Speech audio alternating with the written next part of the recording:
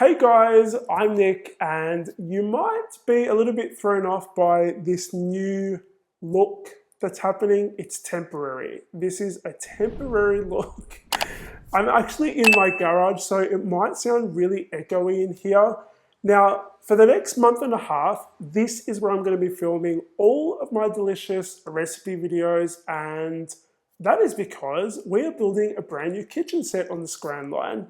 Now, over the last 6 months, I've been making some pretty big changes here on this channel, and the new kitchen set is the next big change that's coming. I know you guys are going to love it because it's going to look basically like my Pinterest dream kitchen, and it's going to make it easier for me to film videos, but it's also going to allow me to film more videos because I'll basically have my own space and I'm not intruding on our actual home kitchen.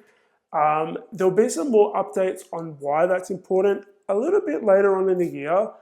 But for now, I wanted to quickly update you. This is where I'm going to be. I probably won't be coming on camera for the next month and a half, but I will be back. I'll still be doing voiceover and instructing you, taking you through all the steps for the recipes that are going to be happening.